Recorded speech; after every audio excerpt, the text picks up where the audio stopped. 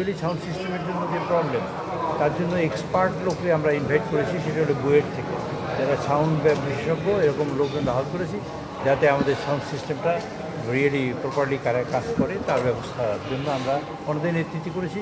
দুটো জিনিস দেখবো, এখানে একটা সিকিউরিটির অ্যাসপেক্ট আছে যাতে সাপোর্টের শেষ কিনা, আর হলো রিয়েল সাউন্ড সিস্টেমের প্রবলেমটা কি তা রিজলভ করার পদ্ধতি সেটা হেডফোন নিয়ে অভিযোগ করেছিল, এটা আপনাদের হেডফোনের ব্যাপারটা তো সকলেরই অভিযোগ, আমার নিজের অভিযোগ।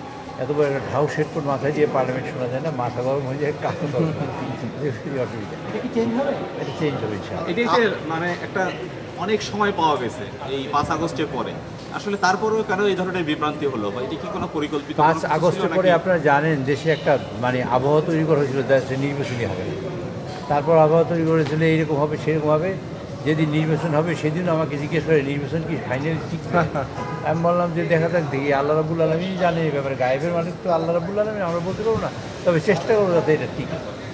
নতুন রিন গভীর থেকে পরিষ্কার করে কাপড়কে রাখে নতুনের মতো উজ্জ্বল। নতুন রিন অ্যাডভান্সড পাউডার। ঢাকা শহরে যাদের আবাসন আছে তারা কি ফ্ল্যাট পাচ্ছেন? না, ঢাকা শহরে এটা ক্রাইটেরিয়া করা হয়েছে এরকমের যে এমপি সাহেবদের কাজের সুবিধার জন্য, বিজনেসের সুবিধার জন্য কাছাকাছি থাকা দরকার। কারণ অনেক সময় যানজটের কারণে তারা সময়মতো আসতে পারে না, পার্লামেন্টের মূল টাইমটা লস হয় সেখানে। সেই জন্য তাদের কার কী আছে না আছে সেটা ইম্পর্টেন্ট ছিল, ইম্পর্টেন্ট ছিল তাদের কাছাকাছি রাখা। সেই জন্য যাতে তাদের কাছাকাছি রাখতে পারি তার চেষ্টা করছি। তার মানে কি সবাই এই সুযোগটা পাচ্ছে কিনা? সবাই আমাদের ধরেন মাননীয় মোরালের সবাই পাবে, এরকমের যে মাননীয় মন্ত্রী মহোদয় আছেন, প্রতিমন্ত্রী মহোদয় আছেন, হুইপ, চিফ হুইপ তারা আছেন, স্পিকার সাহেব আছেন, তারা তো তাদের বাসায় বাচ্চাদের, আর বাকি সদস্যদের আমরা দেওয়ার চেষ্টা করবো যাতে সকল সদস্য অ্যাকোমোডেট করতে পারে। আর একটা বিষয় সেটা হচ্ছে আমরা শুনতে পেয়েছি স্পিকার সাহেবের সহধর্মিণী ইন্তেকাল করেছেন, আসলে আপনার কাছে এই ধরনের কোনো আমরা খবর আছে? গভীর শোকের সাথে জানাচ্ছি তিনি ইন্তেকাল করেছেন। আগামী পরশু দিন 11টার সময় এখানে জানাতে হবে, আপনাদের দাওয়াত করি। আর আমরা তার রুহের মাগফিরাত কামনা করি, আল্লাহ তাআলা তাকে বেহেশত নসিব করেন, এবং এই পরিবারের সবাই যারা আছেন স্পিকার সহ সবাই যেন শোক সন্তপ্ত পরিবারকে যেন সেই শক্তি দেন, তারা যেন ধৈর্য ধারণ করতে পারে। কোনো আবাসন কমিটি হয়েছে কিনা? আবাসন কমিটিতে হাউস কমিটি, এটাই তো আমরা বলছি, আমার সভাপতি মানে সংসদের তো 300 ছবি। মানে সংসদ সদস্য মানে সংসদে যে ক্যাপাসিটি আছে, কতজনের আবাসনের ক্যাপাসিটি আছে? আর আমরা ধারণা করি আমরা সকলকে আবাসনের আওতায় আনতে হবে। চিকিৎসার বিষয়ে কোনো কথা হয়েছে? জি, চিকিৎসার বিষয়ে চিকিৎসার বিষয়ে এখানে চিকিৎসা আমাদের অপ্রতুল।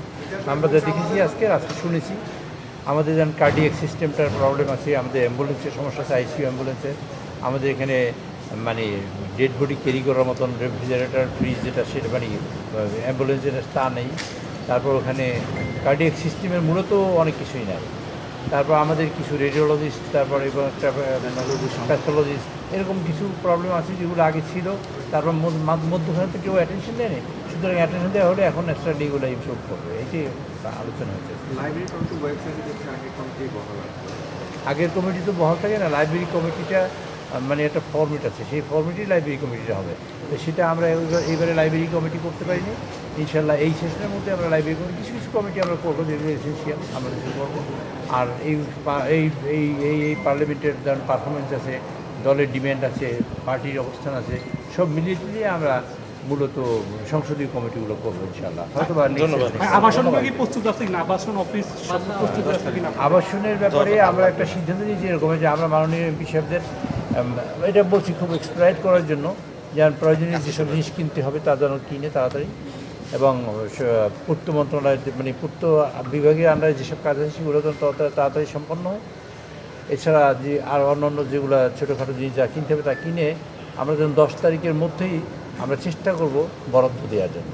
সকল এমপি সাহেবরা 10 তারিখের মধ্যে উঠতে হবে তা নয়, তবে তারা বাসা পেয়েছেন এবং সেই অনুযায়ী তারা ডেকোরেট করে নিতে পারবেন বা তার সুবিধা হয় তাতে। এই জন্য আমরা প্রায়োরিটি টপমোস্ট প্রায়োরিটি দিয়ে 10 তারিখ, এই জন্য আমরা আবার আগামী 30 তারিখেও মিটিং রেখেছি এই হাউস কমিটি, জানি এই কাজটা এক্সপ্লয়েট করার জন্য। তার মানে আগামী পরশু সকাল 11টায় জানা যায়। হ্যাঁ, পরশুদিন সকাল 11টায়।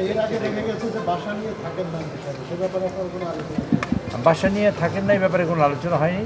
আর বাসা নিয়ে থাকবেন এটাই প্রত্যাশা করি, এবারেই সঙ্গত। কারণ আগে তো এমপি সাহেবরা বাসা নিয়ে কেন থাকতেন না থাকতেন সেটা তো আপনারা সব জানেন, একটা রেজিম ছিল। আমরা তো এখন গণতন্ত্রে পা দিয়েছি, গণতন্ত্রের বিকাশ ঘটাতে চাই। আর আপনাদের সহযোগিতা চাই এই জন্য পার্লামেন্টের যেন রিয়েল কার্যকরী হয়, পার্লামেন্টের জন্য রিয়েলি প্রাণবন্ত হয়।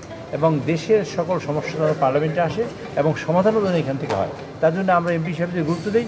আমি মনে করি না এইবার কোনো এমপি সাহেব আরেকজনের থাকার সুযোগ দেবে, কারণ তারা অনেক ব্যস্ত থাকবে পার্লামেন্টে নিয়ে।